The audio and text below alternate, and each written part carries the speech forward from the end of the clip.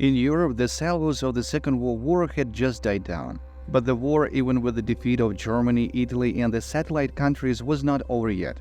In the vast Pacific Ocean, militaristic Japan continued to resist the army and navies of Great Britain and the United States. By this time, the United States had already implemented its Manhattan Project, and on July 16, 1945, exploded the world's first nuclear device, codenamed Gadget. With the help of a nuclear bomb, the United States hoped to finally defeat Japan and force it to surrender. The final assembly of Little Boy, as the American called the bomb destined for Japan, was carried out on the island of Tinian, region of the Mariana Island, where the U.S. Air Force Base was located.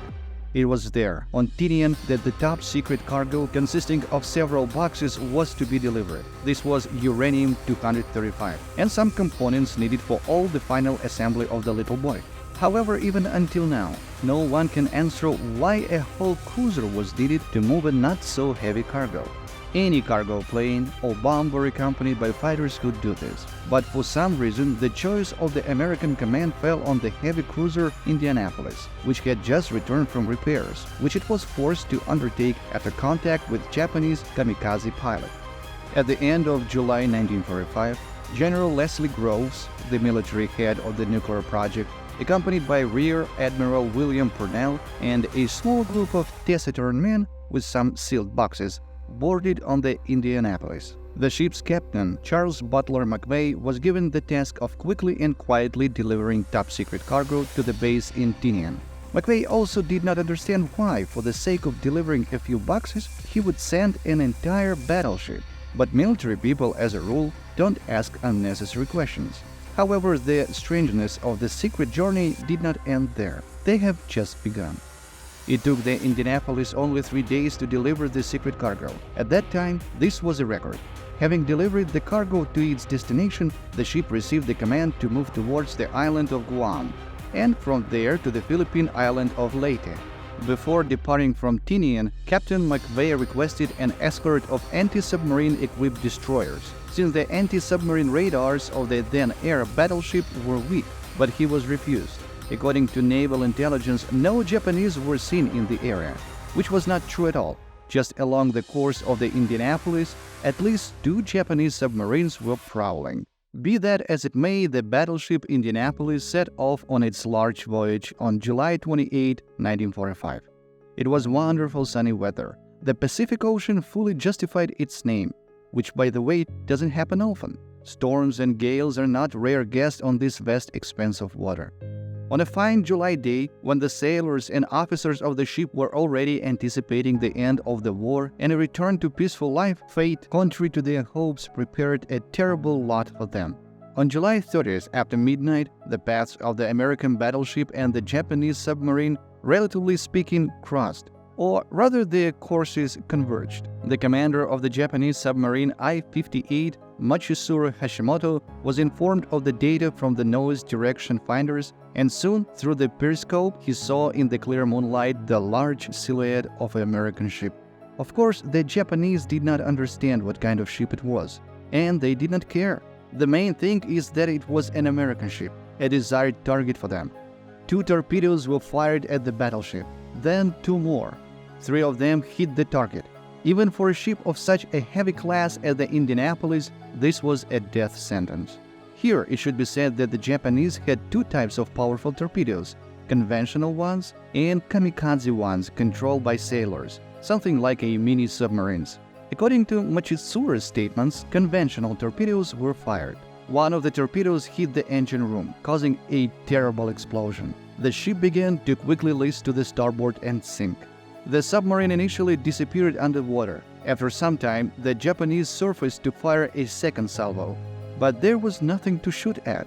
Indianapolis went underwater.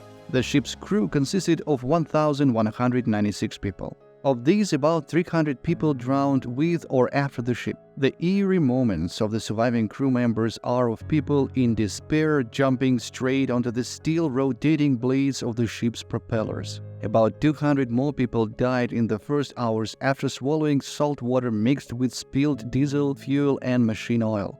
The rest managed to climb onto life rafts. or stay close to them in groups of 20 to 200 people wearing life jackets. By the time of rescue, some groups were spread tens of kilometers apart. As the day arrived, it became clear that the worst was yet to come. Shark fins flashed around the people who had survived the shipwreck. At first, the sharks were content with the bodies of their dead comrades, because people died almost every hour from injuries, dehydration, or poisoning from ocean water. But over time, the sharks became more and more numerous. Some ichthyologists believe that sharks are capable of transmitting information to each other over a considerable distance due to a sudden movement of their bodies, the impulses from which disperse through the water. Whether this is true or not, the number of predators continued to increase. By the second day of the sailors' emergency drift, sharks literally surrounded the groups in a dense ring. Periodically, one or two predators attacked the unfortunate swimmers. People tried to press closer to each other and tuck their legs under them. But among the sailors, there were many weakened and sick who could no longer actively resist. They became the next victims of shark attacks. A survivor, Edgar Harrell, recalled that in their group of 80 people, on the fourth day only 17 remained alive. The rest were mostly victims of sharks. We heard a blood-curdling scream and saw someone go underwater. It seems to me sometimes that I can still hear those screams, Harrell said. Some sailors could not stand it and went crazy. Having separated from the group, they began to swim wherever possible and became easy prey for sharks. A young sailor originally from Oklahoma, seeing that a shark was eating his best friend, could not stand it and, holding a knife in his teeth, swam in that direction. He was never seen again. Dying almost every hour, people who became victims of sharks had neither food nor water. On the third day, another problem emerged in addition to all others. Life jackets were no longer life-saving. They were made of fabric with some kind of impregnation and fillings made from cotton fibers. Their buoyancy guarantee was only for 84 hours. At the end of the specified time, the vests began to get wet and became an additional burden that had to be disposed of. It's hard not to notice several oddities at once here. For 3 days, one of the largest ships in the American battlefield, which sent SOS signal before sinking, no longer responded. However, in the U.S. Navy Department, no one reacts or raises the alarm, as if it was not about one of the largest ships, but about some kind of a second-rate destroyer. There are many versions here.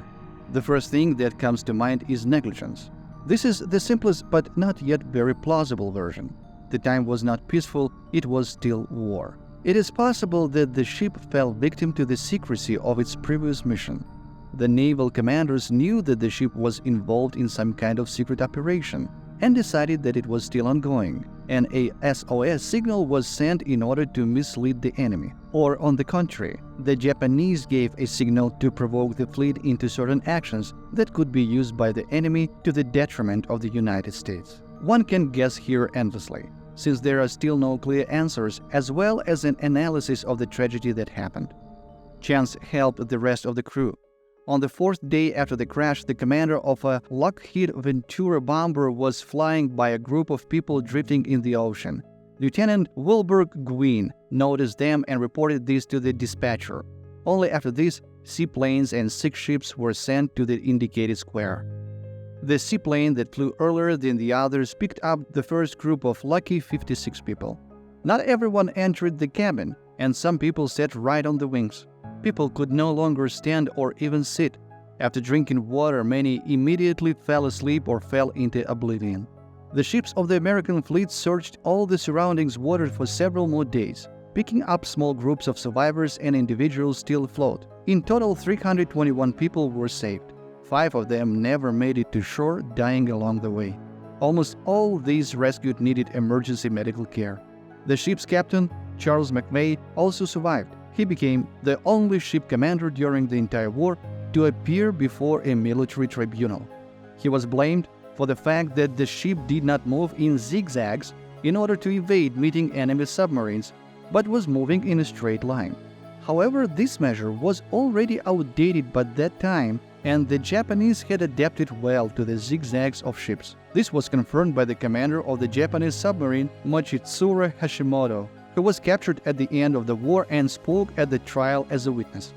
Anyway, McVeigh was stripped of his rank and sent into retirement. The U.S. Secretary of Defense protested the court decision. McVeigh was reinstated in service, and he even rose to the rank of Rear Admiral. However, the death of the cruiser and most of the crew weighed on him all his life.